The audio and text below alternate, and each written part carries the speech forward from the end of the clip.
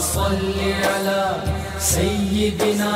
ومولانا محمد وعلى بسم اللہ الرحمن الرحیم۔ السلام علیکم ناظرین و سامعین کرام، پروگرام یاد الہی دیکھنے کے لیے، یاد الہی کے سابقہ تمام پروگرامز دیکھنے کے لیے، بالخصوص وظائف دیکھنے، سننے، جاننے اور پڑھنے کے لیے آپ ہمارے یوٹیوب چینل یاد الہی یعنی YAADE_EILAHI یوٹیوب چینل یاد الہی کو سبسکرائب بھی کیجئے، لائک بھی کیجئے، کمنٹس بھی کیجئے، تاکہ یاد الہی کے مختلف پروگرامز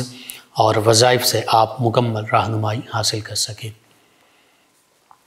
جی ناظرین و سامعین، پروگرام یاد الہی میں روزانہ عظیم ہستیوں کے تذکارے پاک کیے جاتے ہیں اور اس کے ساتھ ساتھ کچھ ایسے موضوعات پر گفتگو ہوتی ہے جن سے آپ کو رہنمائی حاصل ہوتی ہے۔ آج سیدنا قاسم بن محمد بن ابی بکر رضی اللہ تعالی عنہ آپ کے تذکارے پاک ہوں گے۔ اس سے پہلے کتاب الشفا سے آج کا خاص وظیفہ شر شیطان سے محفوظ رہنے کا وظیفہ۔ یہ چند کلمات ہیں صحیح بخاری میں موجود۔ یہ کلمات روزانہ کسی بھی نماز کے بعد 100 مرتبہ پڑھنے سے ظاہری اسباب کے بغیر بھی انسان ہمیشہ خوش رہے گا اور اچھی زندگی بسر کرے گا اور شیطان کے شر سے محفوظ رہے گا۔ کلمات اور ترجمہ سماعت کر لیجئے۔ لا الہ الا اللہ وحدہ لا شریک لہ، لا الہ الا اللہ وحدہ لا شریک لہ، لہ الملک ولہ الحمد، لہ الملک ولہ الحمد وہو علی کل شیء قدیر، وہو علی کل شیء قدیر۔ کوئی معبود نہیں سوائے اللہ تعالیٰ کے، وہ اکیلا ہے، اس کا کوئی شریک نہیں ہے، اسی کے لیے ساری بادشاہی اور تمام تعریفیں ہیں اور وہ ہر چیز پر قادر ہے۔ اس کے ساتھ ساتھ یہ بھی ذہن میں رہے کہ یہ وظیفہ حضرت بابا فرید الدین گنج شکر رحمۃ اللہ تعالی علیہ نے حضرت خواجہ نظام الدین اولیاء رحمہ اللہ انہیں ارشاد فرمایا تھا، انہیں عطا فرمایا تھا اور وہ آگے لوگوں کو بتایا کرتے تھے۔ نیز اس کی فضیلت ایک یہ بھی ہے کہ یہ کلمات روزانہ 100 بار پڑھنے سے 100 نیکیاں ملتی ہیں، 100 گناہ مٹا دیے جاتے ہیں اور بندہ مومن سارا دن شیطان کے شر سے محفوظ رہتا ہے۔ تو نیکیاں آپ چاہتے ہیں، گناہوں کی بخشش چاہتے ہیں، سارا دن شیطان کے شر سے ہم محفوظ رہیں اور پھر ظاہری اسباب کے بغیر انسان خوش بھی رہے اور اچھی زندگی بسر کرے، اللہ تعالیٰ کا خاص فضل و کرم ہو، تو روزانہ کسی بھی نماز کے بعد 100 مرتبہ اس کو پڑھیے، ایک تسبیح پڑھیے، یہ کلمات انشاءاللہ اللہ تعالیٰ شیطان کے شر سے حفاظت فرمائے گا اور بغیر ظاہری اسباب کے خوشحالی عطا فرمائے گا، خوشی عطا فرمائے گا، زندگی اچھی بسر ہوگی، کسی قسم کی پریشانی مایوسی نہیں ہوگی، گناہوں کی بخشش اور نیکیاں حاصل ہوں گی انشاءاللہ۔ تو ضرور آپ اپنے معمول کا حصہ بنائیے اور عاد و وظائف میں شامل کیجئے، اپنے اعزہ اقربا، رشتہ دار، دوست، احباب، پڑوسی، محلہ دار، امت مسلمہ تک پہنچائیے۔ میرے آپ کے ہمارے بتانے سے ہمارے کسی بھی مسلمان بھائی، مسلمان بہن، مسلمان فرد کا فائدہ ہوتا ہے تو انشاءاللہ یہ ہمارے لیے بھی دین و دنیا آخرت میں بھلائی، فائدے، نجات اور شفا کا باعث ہوگا۔ اللہ سبحانہ و تعالی ہمیں آسانیاں عطا فرمائے، ہمیں آسانیاں بانٹنے والا بنائے، مشکلات سے ہماری حفاظت فرمائے، آمین۔ جی ناظرین و سامعین، حضرت سیدنا قاسم بن محمد بن ابی بکر رضی اللہ تعالی عنہم اجمعین عظیم تابعی ہیں، فقیہ ہیں، محدث ہیں، بہت بلند مقام مرتبے والی ہستی ہیں، اللہ کے ولی ہیں اور تابعین میں سے ہیں۔ تو تابعین کے حوالے سے تو والسابقون الاولون من المہاجرین والانصار والذین اتبعوہم بإحسان رضی اللہ عنہم ورضوا عنہ وأعد لهم جنات تجری تحتها الانہار خالدین فیہا ابدا ذالک الفوز العظیم۔ یہ آیت مبارکہ صحابہ کرام اور تابعین اعظام علیہم رضوان کے عظمت، رفعت اور شان بیان کر رہی ہے کہ اللہ تعالیٰ ان سے راضی، اللہ سے راضی، ان کے لیے جنتیں تیار کی گئیں جن کے نیچے نہریں بہتی ہیں، ہمیشہ ان میں رہیں گے، اور یہی سب سے بڑی کامیابی ہے۔ تو یہ صحابہ کرام اور تابعین اعظام علیہم الرضوان کی شانوں کا تذکرہ ہے کہ جن پر اللہ بھی راضی ہے اور یہ اللہ سے راضی ہیں۔ اور پھر آقا کریم صلی اللہ علیہ وآلہ وسلم نے فرمایا کہ لا تمس النار من رآنی او رآ من رآنی، یعنی یوں فرمایا کہ ان مسلمانوں کو جہنم کی آگ نہیں چھوئے گی جنہوں نے مجھے دیکھا، میری زیارت کی، یا میرے زیارت کرنے والوں کی زیارت کی، یعنی صحابہ کرام علیہم الرضوان کی زیارت کی۔ اب دو طبقات کا ذکر ہوا، آقا کریم صلی اللہ علیہ وآلہ وسلم کی زیارت کرنے والے صحابہ کرام، اور صحابہ کرام علیہم الرضوان کی زیارت کرنے والے تابعین اعظام علیہم الرضوان۔ تو اللہ کے پیارے حبیب صلی اللہ علیہ وآلہ وسلم فرما رہے ہیں کہ جو میرے صحابہ کرام ہیں، میری زیارت کرنے والے، یا جو میرے صحابہ کرام علیہم الرضوان کی زیارت کرنے والے، فرمایا ان دونوں گروہوں کو، صحابہ کرام اور تابعین اعظام علیہم الرضوان کو، جہنم کی آگ کبھی نہیں چھوئے گی، یعنی یہ جنتی ہیں۔ قرآن مجید فرقان حمید کی شہادت بھی ہمیں مل گئی، اور آقا کریم صلی اللہ علیہ وآلہ وسلم کی گواہی بھی مل گئی، یعنی تمام صحابہ کرام علیہم الرضوان، تمام تابعین اعظام علیہم الرضوان، اللہ اور اللہ کے حبیب صلی اللہ علیہ وآلہ وسلم فرما رہے ہیں کہ جنتی ہیں۔ وَكُلًّا وَعَدَ اللَّهُ الْحُسْنَى، یہ بھی اللہ کا وعدہ ہے کہ اللہ تعالیٰ فرماتا ہے کہ اللہ نے تمام صحابہ کرام علیہم الرضوان کے ساتھ بھلائی کا، جنت کا وعدہ فرمایا ہے۔ تو قرآن مجید فرقان حمید میں، احادیث مبارکہ میں ان عظیم ہستیوں کی شانوں کے جا بجا تذکرے موجود ہیں۔ ان الذین آمنوا وعملوا الصالحات اولئک هم خیر البریہ جزاؤہم عند ربہم جنات عدن تجری تحتہا الانہار۔ سورہ بینہ میں بھی یہی فرمایا کہ یہ ایمان والے اور عمل صالح بجا لانے والے صحابہ کرام علیہم الرضوان، پھر ان کے نقش قدم پر چلنے والے تابعین اعظام علیہم الرضوان، بعد از انبیاء کرام علیہم السلام یہی ہستیاں، حتیٰ کہ اہل بیت کرام علیہم الرضوان میں بھی، اہل بیت کرام علیہم الرضوان بھی اسی خیر البریہ کے طبقہ میں شامل ہیں، یعنی کائنات میں بعد از انبیاء کرام علیہم السلام یہ سب سے عظیم ہستیاں ہیں۔ تو فرمایا کہ ان کے لیے جنت کے باغات تیار کیے گئے ہیں جن کے نیچے یہ رہتے ہیں، اور ساتھ یہ بھی فرما دیا ذالک لمن خشی ربہ، یہ اللہ تعالیٰ کی نعمتیں، نوازشیں، جنتوں کے باغ، اللہ کی رضا، یہ اس لیے ہے ان کے لیے کہ یہ اللہ تعالیٰ سے حقیقت میں ڈرنے والے ہیں، خشیت اور تقوی اختیار کرنے والے ہیں۔ اور یہ حقیقت ہے کہ انبیاء و مرسلین علیہم الصلاۃ و تسلیم کے بعد سب سے زیادہ تقوی اور خشیت کے پیکر وہ صحابہ کرام ہیں، وہ اہل بیت کرام ہیں، وہ تابعین اعظام ہیں، وہ تبع تابعین اعظام ہیں، اور پھر آگے درجہ بدرجہ علماء، فقہاء، ائمہ، اولیاء، صلحاء، عرفاء، نقباء، نجباء، یہ ساری ہستیاں۔ تو یوں قرآن مجید فرقان حمید میں جا بجا احادیث مبارکہ میں کئی مقامات پر صحابہ کرام، تابعین اعظام، ان عظیم ہستیوں کے لیے بشارتیں ہی بشارتیں ہیں، ان کی عظمتوں، رفعتوں، شانوں کے تذکرے موجود ہیں۔ تو سیدنا قاسم بن محمد بن ابی بکر رضی اللہ عنہم، آپ بھی ان تمام بشارتوں کے، اللہ تعالیٰ کے انعامات کے، جنتوں کے مصداق ہیں۔ اور پھر آقا کریم صلی اللہ علیہ وآلہ وسلم نے یہ ارشاد فرما دیا کہ سب سے بہتر زمانہ کس کا ہے، پھر کون سا زمانہ بہتر ہے، پھر کون سا زمانہ بہتر ہے، فرمایا خیر القرون قرنی ثم الذین یلونہم ثم الذین یلونہم، فرمایا سب سے بہتر میرا عہد مبارکہ، یعنی نبی کریم صلی اللہ علیہ وآلہ وسلم کا زمانہ مبارکہ۔ یہ بھی آقا کریم صلی اللہ علیہ وآلہ وسلم کا مبارک زمانہ ہے، لیکن ظاہری حیات مبارکہ والا زمانہ جس میں آقا کریم صلی اللہ علیہ وآلہ وسلم اور صحابہ کرام علیہم الرضوان موجود ہیں، یہ سب سے بہتر کائنات کا زمانہ۔ پھر فرمایا ثم الذین یلونہم، پھر جو اس کے ساتھ متصل، یعنی صحابہ کرام اور تابعین اعظام علیہم الرضوان کا مبارک زمانہ۔ پھر فرمایا جو اس کے ساتھ ثم الذین یلونہم، اس کے ساتھ متصل زمانہ ہے، یعنی تابعین اعظام علیہم الرضوان اور تبع تابعین اعظام علیہم الرضوان کا مبارک زمانہ۔ اور پھر ایک حدیث مبارکہ، اس کا مختصر سا خلاصہ میں عرض کر دوں، نبی رحمت صلی اللہ علیہ وآلہ وسلم نے فرمایا کہ ایک وقت، ایک صدی، ایک زمانہ ایسا آئے گا کہ مسلمان جنگ کریں گے، کفار کے خلاف لڑیں گے، تو اس موقع پر مسلمان یہ کہیں گے کہ کیا ہمارے درمیان کوئی ایسی ہستی موجود ہیں جنہوں نے نبی کریم صلی اللہ علیہ وآلہ وسلم کی زیارت کی ہو؟ تو ایک بزرگ صحابی ہوں گے بڑی عمر کے، لیکن وہ اس جنگ میں شریک ہوں گے، اس مہم میں شریک ہوں گے، تو اللہ کے حبیب صلی اللہ علیہ وآلہ وسلم کے فرمان کے مطابق بظاہر وہ جوان نہیں ہوں گے، بظاہر یوں کہ وہ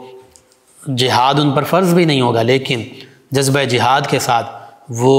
عمر رسیدہ ہونے کے باوجود اس جنگ میں جب شامل ہوں گے تو اللہ کے حبیب صلی اللہ علیہ وآلہ وسلم کے فرمان کے مطابق ان صحابی رضی اللہ عنہ کی برکت، ان کے تصدق سے اللہ تعالیٰ تمام مسلمانوں کو فتح و نصرت عطا فرما دے گا۔ پھر فرمایا کہ اسی قول مبارک، اسی حدیث مبارکہ کا مفہوم کہ پھر ایک وقت آئے گا کہ صحابہ کرام علیہم رضوان کا زمانہ پانے والے تابعین اور ان تابعین کا زمانہ پانے والے تبع تابعین وہ لڑ رہے ہوں گے، جنگ کر رہے ہوں گے غیر مسلموں کے خلاف، کفار کے خلاف، تو وہ پوچھیں گے کیا ہمارے درمیان کوئی ایسی ہستی موجود ہیں جنہوں نے صحابہ کرام علیہم رضوان کی زیارت کی ہو؟ یعنی کوئی تابعی ہیں تو ایک تابعی بزرگ موجود ہوں گے، ان کے تصدق سے اللہ تعالیٰ مسلمانوں کو فتح و نصرت عطا فرمائے گا۔ اسی طرح پھر ایک وقت آئے گا کہ یہ کہا جائے گا کیا ہمارے اندر کوئی ایسی ہستی موجود ہیں جنہوں نے صحابی کے صحابی یعنی تابعی رضی اللہ عنہ کی زیارت کی ہو، یعنی تبع تابعی ہوں، تو بزرگ ایک ہوں گے سن رسیدہ، عمر رسیدہ، تو اللہ تعالیٰ ان کی برکت سے مسلمانوں کو فتح و نصرت عطا فرمائے گا۔ یعنی فتح و نصرت نبی کریم صلی اللہ علیہ وآلہ وسلم کے وسیلے سے، صحابہ کرام علیہم رضوان کے وسیلے سے، تابعین اعظام علیہم رضوان کے وسیلے سے، تبع تابعین اعظام علیہم رضوان کے وسیلے سے اللہ تعالیٰ عطا فرمائے گا، اور عطا فرمائی۔ آقا کریم صلی اللہ علیہ وآلہ وسلم کے فرمان کے مطابق پتہ چلا سب سے خوبصورت مبارک زمانہ آقا کریم صلی اللہ علیہ وآلہ وسلم کا ظاہری زمانہ مبارک، پھر صحابہ کرام علیہم رضوان کا مبارک زمانہ، پھر تابعین اعظام علیہم رضوان کا مبارک زمانہ، پھر تبع تابعین اعظام علیہم رضوان کا مبارک زمانہ، کیونکہ ان ہستیوں کو صحابہ کرام علیہم رضوان کو تو براہ راست نبی کریم صلی اللہ علیہ وآلہ وسلم سے نسبت ہے، تابعین اعظام علیہم رضوان کو صحابہ کرام سے نسبت ہے، تبع تابعین اعظام علیہم رضوان کو تابعین اعظام علیہم رضوان سے نسبت ہے۔ اور حقیقت یہ ہے کہ جو زمانہ جتنا نبی کریم صلی اللہ علیہ وآلہ وسلم کی ظاہری حیات مبارکہ سے قریب ہے وہ اتنا برکتوں والا، عظمتوں والا ہے، وہ اتنا بابرکت ہے، مبارک ہے، وہ اسلام کا اتنا سنہرا دور ہے۔ تو سیدنا قاسم بن محمد بن ابی بکر رضی اللہ تعالی عنہم آپ تابعین میں سے ہیں اور خیر التابعین میں سے ہیں، تابعین میں سے عظیم تابعی ہیں، اور اس کے سوا، اس کے علاوہ آپ مفسر ہیں، محدث ہیں، فقیہ ہیں، اور فقہاء سبعہ مدینہ طیبہ کے جو 7 بڑے فقہاء ہیں ان میں آپ کا شمار ہوتا ہے۔ ولادت باسعادت کے حوالے سے 24 ہجری کا ذکر ملتا ہے، اور مدینہ طیبہ میں آپ کی ولادت باسعادت ہوئی۔ 23 شعبان المعظم کا ذکر بھی ملتا ہے، 23 شعبان المعظم 24 ہجری کو مدینہ طیبہ میں آپ کی ولادت باسعادت ہوئی، اور کس عظیم گھرانے میں ہوئی کہ جو نبی رحمت صلی اللہ علیہ وآلہ وسلم سے نسبت رکھنے والا گھرانہ ہے، جو صحابہ کرام علیہم رضوان کا گھرانہ ہے، جو سیدنا ابوبکر صدیق رضی اللہ عنہ کا گھرانہ ہے، جو ام المؤمنین سیدہ عائشہ صدیقہ رضی اللہ عنہا کا گھرانہ ہے، اور پھر آپ کے والد جو ہیں سیدنا محمد بن ابی بکر رضی اللہ عنہما، یہ سیدنا ابوبکر صدیق رضی اللہ عنہ کے صاحبزادے ہیں، اور والدہ آپ کی سودا رحمہ اللہ تعالی علیہ، یہ جو ہیں رحمہ اللہ تعالی علیہ یہ ام ولد تھیں، اور پھر آپ کے والد جب ان کا وصال ہوا تو پھر ان کے بعد ام المؤمنین سیدہ عائشہ صدیقہ رضی اللہ عنہا کی آپ تربیت میں آ گئے، آغوش رحمت میں آ گئے، اور زیر تربیت رہے، پرورش پائی اپنی پھپھی جان مومنوں کی ماں سیدہ عائشہ صدیقہ رضی اللہ تعالی عنہا۔ پھر آپ کی نسبتوں کا ذکر کیا جائے تو آپ کے دادا جان جو ہیں وہ پہلے خلیفہ راشد، خلیفۃ الرسول، خلیفۃ المسلمین، امیر المؤمنین سیدنا ابو بکر صدیق رضی اللہ تعالی عنہ ہیں۔ پھر آپ کی پھپھی جان جیسے میں نے عرض کیا مومنوں کی ماں، نبی کریم صلی اللہ علیہ وآلہ وسلم کی زوجہ مطہرہ، سیدہ عائشہ صدیقہ رضی اللہ تعالی عنہا ہیں، اور دوسری پھوپھی جان سیدہ اسما رضی اللہ تعالی عنہا ذات النطاقین جن کا لقب ہے۔ اسی طرح آپ کے ذکر کیا جائے دیگر جو آپ کو نسبتیں حاصل ہیں، یعنی سیدنا ابوبکر صدیق رضی اللہ عنہ آپ کے دادا جان ہیں، آپ ان کے پوتے ہیں۔ سیدہ عائشہ صدیقہ رضی اللہ عنہ آپ کی پھوپھی جان ہیں، آپ ان کے بھتیجے ہیں۔ اسی طرح سیدنا امام علی زین العابدین رضی اللہ عنہ، ان کے ساتھ آپ کا قریبی رشتہ ہے، وہ آپ کے خالہ زاد بھائی ہیں۔ سیدنا امام حسین رضی اللہ تعالیٰ عنہ آپ کے خالو ہیں، اور غالباً سیدنا عبداللہ بن عمر رضی اللہ تعالیٰ عنہ بھی آپ کے خالہ زاد بھائی ہیں۔ سیدنا عبداللہ بن عمر رضی اللہ عنہ غالباً خالو ہیں، ان کے صاحبزادے سالم بن عبداللہ وہ آپ کے خالہ زاد بھائی ہیں غالباً۔ اور پھر سیدنا امام جعفر الصادق رضی اللہ تعالیٰ عنہ آپ کے نواسے ہیں۔ آپ سیدنا امام جعفر الصادق رضی اللہ تعالیٰ عنہ کے نانا جان ہیں۔ سیدنا امام محمد الباقر رضی اللہ تعالیٰ عنہ کے آپ سسر ہیں۔ تو یوں سمجھیے کہ صحابہ کرام علیہم رضوان کے ساتھ قریبی نسبتیں، اہل بیت کرام علیہم رضوان کے ساتھ قریبی نسبتیں، تو یوں آپ اور آپ کی صاحبزادی سیدہ ام فروہ رضی اللہ عنہ، ان کا جب ہم ذکر کرتے ہیں تو یہ سارے آپس میں آپ کے والد، یہ صحابہ کرام اور اہل بیت کرام، ان کے آپس میں کتنے قریبی رشتے ہمیں نظر آ رہے ہیں۔ تو حقیقت میں یہ آپس میں یوں ہی قریبی رشتے تھے، تعلق تھے۔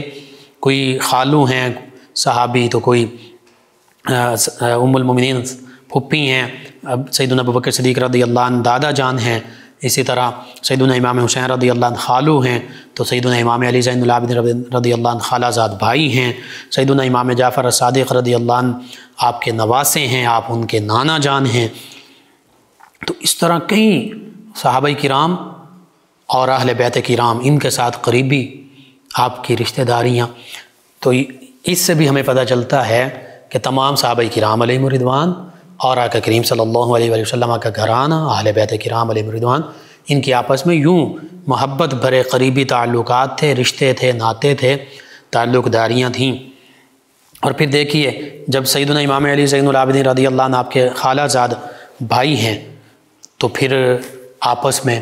بچپن بھی گزرا ہوگا، آپس میں اکٹھے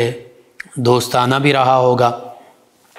وہی تو دوستانہ تھا جس وجہ سے سیدنا امام علی زین العابدین رضی اللہ عنہ کے صاحبزادے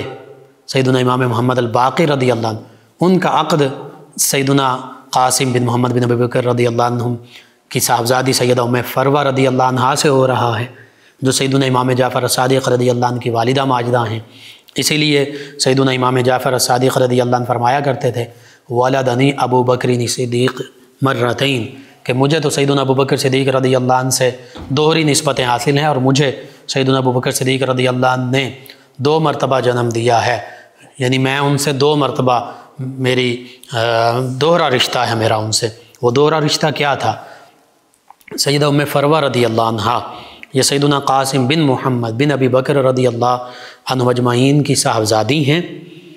اور سیدہ ام فروہ رضی اللہ عنہ جو سیدنا امام جعفر الصادق رضی اللہ عنہ کی والدہ ماجدہ اور سیدنا امام محمد باقر رضی اللہ عنہ کی زوجہ مطہرہ اور سیدنا امام علی زین العابدین رضی اللہ عنہ کی بہو ہیں، یہ سیدنا ابوبکر صدیق رضی اللہ عنہ کی پڑ پوتی ہیں، یعنی سیدہ ام فروہ بنت سیدنا قاسم بن محمد سیدنا محمد بن سیدنا ابوبکر رضی اللہ عنہ اجمعین۔ اچھا، دوسری طرف یہ پڑ نواسی بھی ہیں، یعنی سیدہ ام فروہ بنت سیدہ اسما بنت سیدنا عبد الرحمن بن سیدنا ابوبکر صدیق رضی اللہ عنہ اجمعین۔ تو دوہرے نسبتیں، سیدنا امام جعفر الصادق رضی اللہ عنہ کے نانا جان سیدنا قاسم بن محمد بن ابی بکر رضی اللہ عنہ اجمعین، تو نانی جان سیدہ اسما بنت سیدنا عبد الرحمن بن سیدنا ابوبکر صدیق رضی اللہ عنہ اجمعین۔ تو نانا جان بھی اور نانی جان بھی سیدنا امام جعفر الصادق رضی اللہ عنہ کی، وہ سیدنا ابوبکر صدیق رضی اللہ عنہ کے پوتے اور پوتی ہیں، سیدنا قاسم اور سیدہ اسما۔ تو اس وجہ سے سیدنا امام جعفر الصادق رضی اللہ عنہ فرمایا کرتے تھے کہ میں تو سیدنا ابوبکر صدیق رضی اللہ عنہ سے 2 مرتبہ پیدا ہوا ہوں، میرا تو ان سے دوہرا رشتہ ہے کہ میرے والد، میرے نانا اور نانی جو ہیں وہ سیدنا ابوبکر صدیق رضی اللہ تعالیٰ عنہ کے پوتے اور پوتی ہیں۔ تو یوں سیدنا امام جعفر صادق رضی اللہ عنہ کی والدہ ماجدہ سیدنا ابوبکر صدیق رضی اللہ عنہ کی پڑ پوتی بھی ہیں اور پڑ نواسی بھی ہیں۔ اللہ اکبر، کیسے قریبی رشتے ناتے! اور اسی وجہ سے سیدنا امام محمد الباقر رضی اللہ عنہ سے آگے جتنی آپ کی اولاد ہیں، آپ کے صاحبزادے، آپ کے پوتے، آپ کے پڑ پوتے آگے، یعنی ائمہ اہل بیت سیدنا امام جعفر صادق رضی اللہ عنہ سے بھی اور ان کے بعد بھی، وہ جہاں علوی ہیں یعنی سیدنا علی المرتضیٰ کرم اللہ وجہ کریم کی اولاد پاک میں سے ہیں، سیدہ فاطمہ الزہرا رضی اللہ عنہا کی اولاد پاک میں سے ہیں، آقا کریم صلی اللہ علیہ وآلہ وسلم کی اولاد پاک میں سے ہیں، وہیں وہ صدیقی بھی ہیں، سیدنا ابوبکر صدیق رضی اللہ عنہ کی اولاد پاک میں سے بھی ہیں۔ تو یہ قریبی نسبتیں تمام صحابہ کرام، تمام اہل بیت کرام اور نبی رحمت صلی اللہ علیہ وآلہ وسلم کے ساتھ بھی اور آپس میں بھی صحابہ و اہل بیت کرام علیہم الرضوان کی یہ نسبتیں، یہ محبت بھرے رشتے، قریبی تعلقات، قریبی رشتہ داریاں، آج اگر اللہ نہ کرے کوئی اس کے برعکس بات کرتا ہے اور خود کوئی پروپیگنڈا غلط کرتا ہے کہ معاذ اللہ ثم معاذ اللہ صحابہ کرام یا اہل بیت کرام علیہم الرضوان میں کوئی معاملات تھے، نہیں، کوئی ایسا معاملہ نہیں تھا۔ ہاں، محبت بھرے معاملات تھے، رشتہ داریاں تھیں، تعلقات تھے۔ تو سیدنا قاسم بن محمد رضی اللہ تعالی عنہما 24 ہجری میں آپ کی ولادت باسعادت، اور سیر و اعلام النبلاء میں یہ لکھا کہ سیدنا علی المرتضیٰ کرم اللہ وجہ کریم کے عہد مبارکہ میں آپ کی ولادت باسعادت ہوئی۔ تو تاریخ اسلام میں لکھا کہ سیدنا عثمان ذو النورین رضی اللہ عنہ کے زمانہ خلافت میں۔ تو پھر علماء نے یہ تطبیق دی کہ جب سیدنا عثمان ذو النورین رضی اللہ عنہ ان کا عہد خلافت اختتام کے قریب تھا اور سیدنا علی المرتضیٰ کرم اللہ وجہ کریم کا عہد خلافت کا ابتدا تھی، تو اس دور میں آپ کی ولادت باسعادت ہوئی۔ بہرحال 24 ہجری زیادہ مورخین نے لکھا۔ اور پھر آپ کے والد جو ہیں جب ان کی شہادت ہوئی 36 ہجری میں، تو اس کے بعد آپ اپنی پھپھی جان ام المؤمنین سیدہ عائشہ صدیقہ رضی اللہ تعالی عنہا ان کی آغوش شفقت میں آ گئے۔ ام المؤمنین سیدہ عائشہ صدیقہ رضی اللہ عنہا نے اپنے ان بھتیجے کی پرورش کی، تعلیم و تربیت کے انتظام و انصرام کیا، ان کو پالا پوسا، اور آپ خود ام المؤمنین سیدہ عائشہ صدیقہ رضی اللہ عنہا کے حوالے سے احادیث مبارکہ بھی بیان کیا کرتے تھے اور واقعات بھی بیان کیا کرتے تھے، اور یہاں تک فرمایا کرتے کہ ہماری پھپھی جان سیدہ عائشہ صدیقہ رضی اللہ تعالی عنہا عرفہ کی شب، 9 ذی الحج کی جو شب ہے، اس شب ہم تمام لوگوں کے سر منڈاتی تھیں، بھتیجے بھانجے جو بھی بچے تھے، اور ہمیں ٹوپی پہنا کر مسجد میں بھیجتی تھیں، اور پھر دوسرے دن یعنی جو آگے عید کا دن آتا تھا، قربانی کا دن، تو فرماتی کہ دوسرے دن ہم لوگوں کو 10 ذی الحج کو ہم لوگوں کی طرف سے قربانی بھی فرمایا کرتی تھیں۔ تو یہ سیدہ عائشہ صدیقہ رضی اللہ عنہا کا ایک عمل مبارکہ کا آپ نے ذکر کیا کہ سیدہ عائشہ صدیقہ رضی اللہ عنہا اپنے بھتیجے بھانجے، جیسے سیدنا عبداللہ بن زبیر رضی اللہ عنہ بھانجے ہیں، اور یہ سیدنا عبداللہ بن زبیر رضی اللہ عنہ سیدنا قاسم بن محمد بن ابی بکر رضی اللہ عنہما ان کے پھپھی زاد بھائی ہیں۔ تو یوں ایسی قریبی نسبتیں، اور سیدنا زبیر بن عوام رضی اللہ عنہ جو عشرہ مبشرہ تھے، وہ سیدنا قاسم بن محمد بن ابی بکر رضی اللہ عنہ کے پھوپھا بنے۔ تو اس طرح کئی اس پہ آپ پڑھتے جائیے، تحقیق کرتے جائیے، مطالعہ کرتے جائیے، تو کئی قریبی تعلقات صحابہ اور اہل بیت کے اور ان ہستیوں کے آپس میں ہمیں ملیں گے۔ اور ان کے والد گرامی کے حوالے سے یہ ملتا ہے کہ سیدنا علی المرتضیٰ کرم اللہ وجہ کریم کی وہ پرورش میں بھی رہے۔ غالباً وہ سیدہ اسماء بنت عمیس رضی اللہ عنہ کی اولاد میں سے ہیں، سیدنا محمد بن ابی بکر رضی اللہ عنہما ان کے والد گرامی۔ تو سیدہ اسماء بنت عمیس ان کا پہلا عقد سیدنا جعفر طیار رضی اللہ عنہ سے ہوا تھا۔ ان کی شہادت کے بعد سیدنا ابوبکر صدیق رضی اللہ عنہ نے ان سے عقد فرمایا۔ پھر سیدنا ابوبکر صدیق رضی اللہ عنہ کے وصال کے بعد سیدنا علی المرتضیٰ کرم اللہ وجہ الکریم نے ان سے عقد فرمایا۔ تو یوں سیدنا محمد رضی اللہ عنہ جو ہیں یہ سیدنا علی المرتضیٰ کرم اللہ وجہ کریم کے بھی زیر تربیت رہے، زیر پرورش رہے۔ بہرحال یہ آپس میں قریبی تعلقات ہیں کہ سیدنا جعفر طیار رضی اللہ عنہ جو سیدنا علی المرتضیٰ کرم اللہ وجہ کریم کے بھائی ہیں، ان کی بیوہ سے سیدنا ابوبکر صدیق رضی اللہ عنہ عقد فرما رہے ہیں، اور پھر سیدنا ابوبکر صدیق رضی اللہ عنہ کی بیوہ سے سیدنا علی المرتضیٰ کرم اللہ وجہ کریم عقد فرما رہے ہیں، اور پھر ان کی اولادیں سیدنا جعفر طیار رضی اللہ عنہ کی اولادیں وہ سیدنا ابوبکر صدیق رضی اللہ عنہ کی پرورش میں رہیں۔ اسی طرح سیدنا ابوبکر صدیق رضی اللہ عنہ کے یہ صاحبزادے سیدنا علی المرتضیٰ کرم اللہ وجہ کریم کی پرورش میں رہے۔ تو یہ قریبی آپس میں تعلقات اور اولادوں کی کفالت اور پرورش اور محبت کے انداز ایسے تھے ان تمام ہستیوں کے۔ بہرحال سیدہ عائشہ صدیقہ رضی اللہ تعالی عنہ کی نظر میں سیدنا قاسم جو ہیں یہ بھتیجے تو تھے ہی، بیٹوں کی طرح تھے، اور سید ام المومنین سیدہ عائشہ صدیقہ رضی اللہ عنہ سے انہوں نے قرآن و حدیث اور فقہ کا تمام علوم پائے، حتیٰ کہ سیدہ عائشہ صدیقہ رضی اللہ تعالی عنہ کے علمی فیضان کے یہ وارث بنے، اور بہت بڑے فقیہ بنے، بہت بڑے امام بنے، حافظ الحدیث بنے، زہد و تقوی کے پیکر بنے، اور جلیل القدر تابعی ہیں، یعنی خیر التابعین میں سے آپ ہیں، اور مختلف ائمہ محدثین جو ہیں، محدثین کرام نے آپ کی تو جو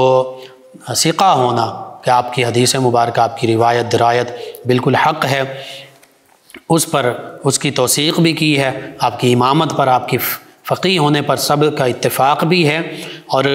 تفسیر کا اگرچہ آپ علم جانتے تھے، اب تفسیر کا علم، حدیث کا علم اور فقہ کا علم سب سے زیادہ تو ام المومنین سیدہ عائشہ صدیقہ رضی اللہ عنہ ان سے آپ نے پڑھا اور سیکھا۔ ان کے علاوہ سیدنا عبداللہ ابن عباس رضی اللہ عنہ، سیدنا ابو ہریرہ رضی اللہ عنہ، سیدنا عبداللہ بن عمر رضی اللہ عنہما، ان ہستیوں سے بھی آپ نے قرآن، حدیث اور فقہ کا علم پایا۔ اور پھر آپ کے علاوہ دیگر بھی کئی ہستیوں سے علوم اور حدیث مبارکہ جو ہے وہ اخذ کی، اور پھر یہاں تک کہ آپ کثیر الحدیث تھے۔ حافظ ذہبی نے انہیں حدیث میں امام اور قدوہ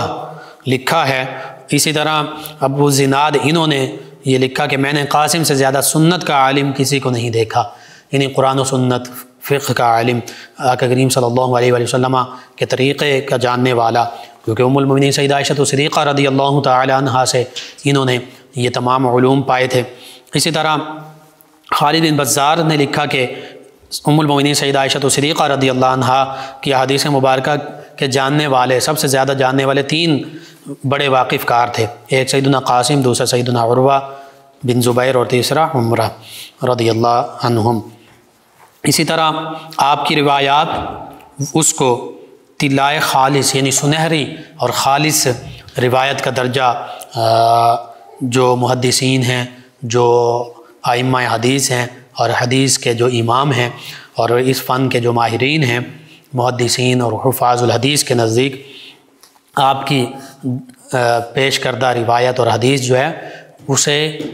بہت اعلیٰ درجہ دیا گیا ہے۔ اسی طرح آپ کے حوالے سے یہ ملتا ہے کہ آپ روزانہ رات کو عشاء کے بعد آپ اور آپ کے ساتھی مل کر حدیث مبارکہ کا تذاکرہ کیا کرتے تھے، یعنی ایک دوسرے کو حدیث مبارکہ بیان کیا کرتے تھے، سماع کیا کرتے تھے، اور حدیث مبارکہ روایت کرنے میں، تفسیر بیان کرنے میں بھی بہت محتاط تھے۔ اسی لیے آپ نے بحیثیت مفسر اتنی شہرت نہیں پائی جتنی محدث اور فقیہ کے طور پر پائی، اور حدیث مبارکہ روایت کرنے میں بھی آپ بہت زیادہ محتاط تھے۔ پھر آپ کے تلامذہ کا ذکر کیا جائے تو سیدنا عبد الرحمن بن قاسم آپ کے صاحبزادے،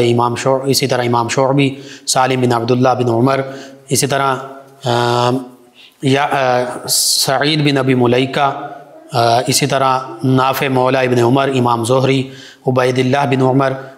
ایوب ابن جون اور مالک بن دینار رحمہم اللہ تعالی علیہ مجمعین، یہ آپ کے اسٹوڈنٹس میں، آپ کے تلامذہ میں شامل ہیں۔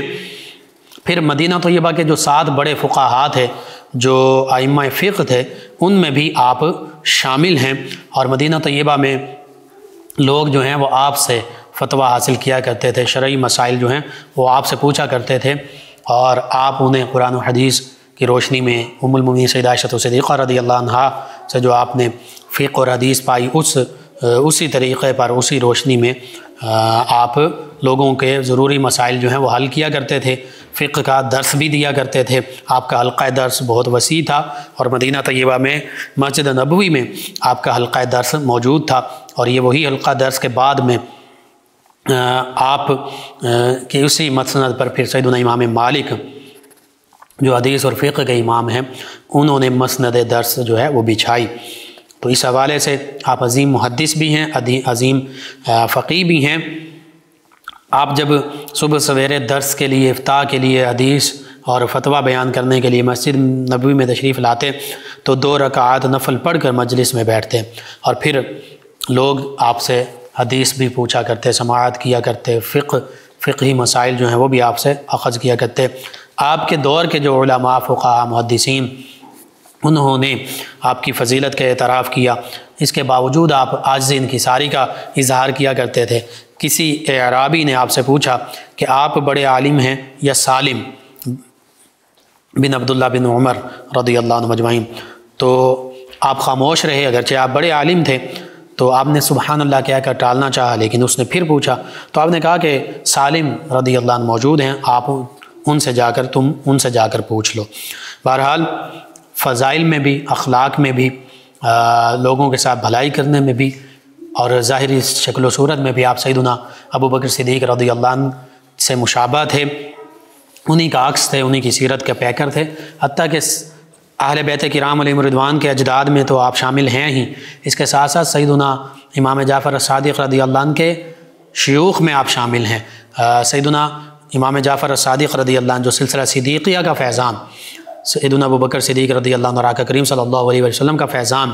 جو آپ تک پہنچا، سیدنا ابو بکر صدیق رضی اللہ عنہ کے سلسلہ طریقت سے سلسلہ صدیقیہ، وہ سیدنا قاسم بن محمد بن ابی بکر رضی اللہ عنہم اجمعین انہی سے پہنچا۔ اپنے نانا جان کے آپ بیعت تھے، ان سے فیوز و برکات پائیں تھیں۔ دوسری جانب اپنے والد گرامی سیدنا امام محمد باقر اور سیدنا امام زین العابدین اپنے دادا جان، ان سے بھی فیوز و برکات پائے۔ تو مجمع البحرین تھے، صحابہ کرام اور اہل بیت کرام اور نبی رحمت صلی اللہ علیہ وآلہ وسلم کے فیوز و برکات سے کمال حصہ پایا۔ یعنی یوں سمجھیے کہ سلسلہ قادریہ، چشتیہ، سہروردیہ اور بالخصوص سلسلہ نقشبندیہ کے پیشوا ہیں سیدنا امام جعفر الصادق رضی اللہ عنہ، اور بالخصوص سلسلہ صدیقیہ، سلسلہ نقشبندیہ کا فیضان اپنے نانا جان سیدنا قاسم بن محمد بن ابی بکر رضی اللہ عنہم اجمعین ان سے پایا۔ بالآخر 106 یا 107 ہجری میں آپ کا وصال ہوا۔ عبادت میں بھی راتوں کو اٹھ کر عبادت کیا کرتے، حج کیا کرتے، اللہ کی بارگاہ میں عاجزی اور انکساری کا اظہار کیا کرتے، کسی قسم کا لوگوں سے لالچ نہیں رکھتے تھے، لوگوں پر خرچ کیا کرتے تھے، اور 107 یا 108 ہجری میں آپ کا وصال ہوا۔ اللہ سبحانہ و تعالیٰ سے یہ دعا ہے، اللہ تعالیٰ ہمیں ان عظیم ہستیوں کے نقش قدم پر چلنے والا بنائے، اور ان کی تعلیمات، ان کی محبت ہمیں عطا فرمائے، تعلیمات کی پیروی کرنے والا بنائے، اور عالم اسلام کو ان ہستیوں کے تصدق سے سربلندی عطا فرمائے۔ آمین۔ اللہم صلی علی سیدنا و مولانا محمد وعلی سیدنا۔ میں بندہ عاصی ہوں، خطا کار ہوں مولا، میں بندہ عاصی ہوں، خطا کار ہوں مولا، لیکن تیری رحمت کا طلبگار ہوں مولا، میں بندہ عاصی ہوں، خطا کار ہوں مولا، لیکن تیری رحمت کا طلبگار ہوں مولا، وابستہ ہے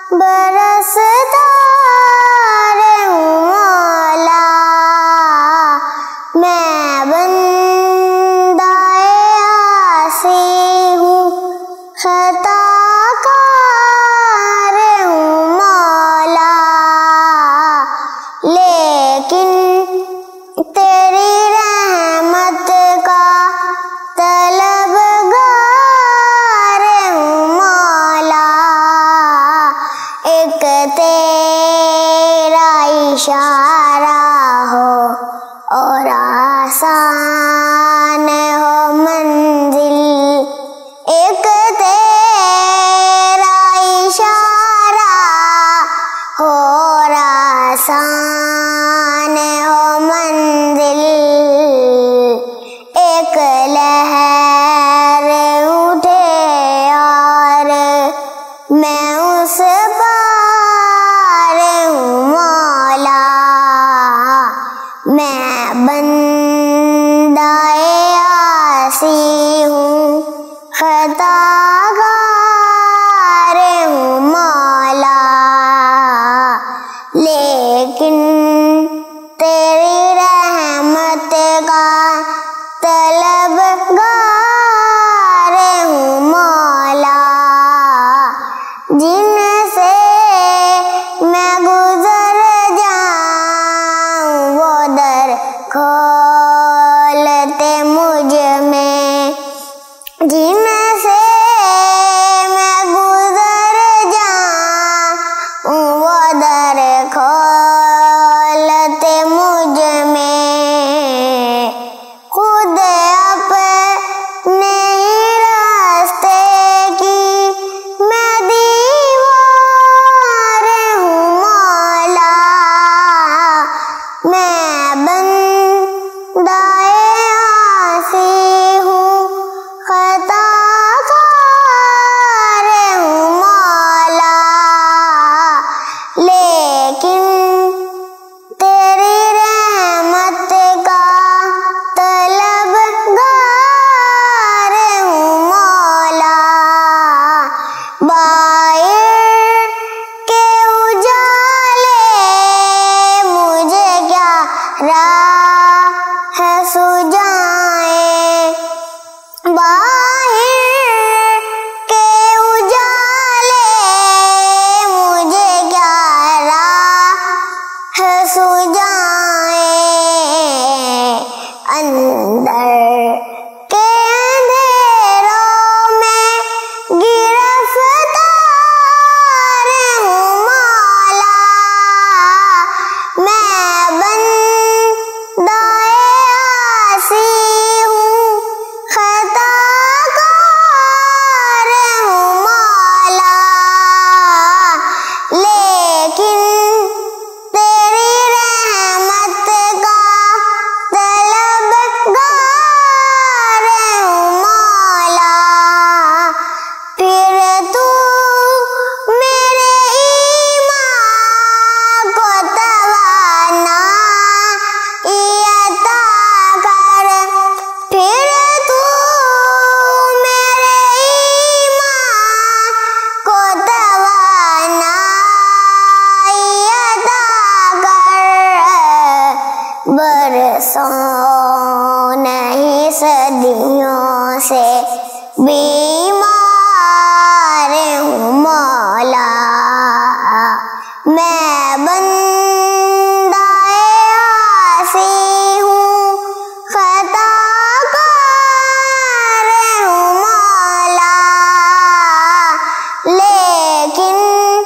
तेरी रहमत का तलबगार हूँ मौला। अल्लाहुम्मा सल्लि अला सय्यिदिना व मौलाना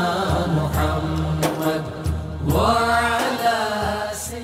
आप समाअत फरमा रहे हैं प्रोग्राम याद इलाही। नाज़रीन सामीन, इस दौरान हमें ज्वाइन किया अजमल साहिब हैं शहरा से। कहते हैं बहुत अच्छा प्रोग्राम है और कहते हैं कि सैयदना यूसुफ़ अलैहिस्सलाम का निकाह सैयदा ज़ुलैखा रज़ियल्लाहु अन्हा से हुआ था या नहीं, और उनके बच्चे थे या नहीं। जी बिल्कुल, मैं अर्ज़ करता हूँ, इस हवाले से मुफस्सिरीन ने लिखा है कि उनका अक़्द हुआ था और ग़ालिबन औलाद भी थी। सैयदना यूसुफ़ अलैहिस्सलाम की औलाद का ज़िक्र मिलता है। इसी से आगे फिर बनी इसराइल और ये सभी बनी इसराइल का मामला आगे चलता है। इनके अलावा मैं ज्वाइन किया हाफिज़ ज़फ़र इक़बाल साहिब हैं। कहते हैं कि जी आपका क्या हाल है, माशाअल्लाह आपका प्रोग्राम बहुत ज़बरदस्त है। जी अल्हम्दुलिल्लाह, शुक्रिया आपका। कहते हैं अल्लाह पाक आपके इल्म में مزید اضافہ فرمائے، آمین۔ جی شکریہ۔ ایک اور لسنر ہیں جنید صاحب، یہ کہتے ہیں آپ کا پروگرام بہت اچھا ہے، آپ کا پروگرام سن کر سکون ملتا ہے، اللہ آپ کو صحت عطا فرمائے، آمین۔ شکریہ آپ کا بھی، تمام ویورز کا، تمام لسنرز کا۔ ان کے علاوہ ہمیں جوائن کیا نیہا صاحب ہیں فیصل آباد سے، کہتے ہیں السلام علیکم لقمان بھائی، کیا حال ہے؟ جی وعلیکم السلام، الحمدللہ۔ کہتے ہیں کہ ویری نائس پروگرام، اور کہتے ہیں کہ میں نے اپنی امی کے لیے رسولی کے لیے وظیفہ پوچھا تھا، ہم نے وظیفہ پڑھا ہے، کوئی خاص آرام نہیں ہے تو پریشان ہیں، امی بہت ڈر رہی ہیں، کوئی اور وظیفہ بتا دیں۔ جی میں وظیفہ بھی بتاتا ہوں، واللہ علم آپ نے کون سا وظیفہ کیا ہے۔ ایک یہ رسولی کا علاج، روحانی علاج یہ ہے کہ ایک گول بینگن لیں اور کیکر کا کانٹا لیں، مریض کو سامنے بٹھا کر کانٹے پر ایک مرتبہ سورہ فاتحہ اور سورہ بنی اسرائیل کی آیات بینات 80 سے 82 تک، 80 81 82 سورہ بنی اسرائیل جس کو سورہ اسراء بھی کہتے ہیں 15ویں پارے میں، یہ تینوں آیات 3 مرتبہ پڑھیں، سورہ فاتحہ 1 مرتبہ، اور مریض پر دم کریں، کانٹے کو بینگن میں چبھو دیں، روزانہ 41 دن تک مسلسل ہر روز ایک کانٹا چبھوتے جائیں، دم کرتے جائیں اسی بینگن کو، اور اس کے بعد بینگن کو ویرانے میں پھینک دیں، انشاءاللہ اس مرض سے نجات ملے گی۔ ایک تو یہ ہے، دوسرا یہ ہے گلٹیاں یا رسولی ہو تو صبح سورج نکلنے سے پہلے اور شام کو سورج غروب ہونے کے بعد 100 مرتبہ پانی پر یہ دم کر کے پڑھیں اور پانی پی لیں جب تک مرض پوری طرح ختم نہ ہو، عمل جاری رکھیں۔ کیا پڑھنا ہے؟ بسم اللہ الرحمن الرحیم، الف لام را تلک آیات الکتاب المبین، الرحیم الرحیم الرحیم۔ اور اس کے ساتھ ساتھ ہومیوپیتھی کی ایک میڈیسن ہے کلکیریا فلور، وہ آپ یوز کریں کسی بھی ڈاکٹر کے مشورے سے، اور اس کے ساتھ جو بھی آپ کو مزید وہ ڈاکٹر میڈیسن ریکمینڈ کریں تو میڈیسن کے ذریعے بھی علاج کروائیں اور دعا بھی کریں، انشاءاللہ اللہ تعالیٰ بہتری فرما دے گا۔ آپ تمام ویورز کا شکریہ، لسنرز کا شکریہ، آپ ہمیں جوائن کرتے ہیں، پروگرام یاد الہی میں شامل ہوتے ہیں، اپنے فیڈ بیک سے ہمیں آگاہ کرتے ہیں۔ ناظرین سامعین، پروگرام یاد الہی کا وقت ختم ہو جاتا ہے، انشاءاللہ کل صبح دوبارہ آپ سے ملاقات ہوگی پروگرام یاد الہی میں۔ اپنے میزبان محمد لقمان رضا اور ہماری ٹیم کو اجازت دیجیے، اللہ نگہبان۔ اللہم صلی علی سیدنا و مولانا محمد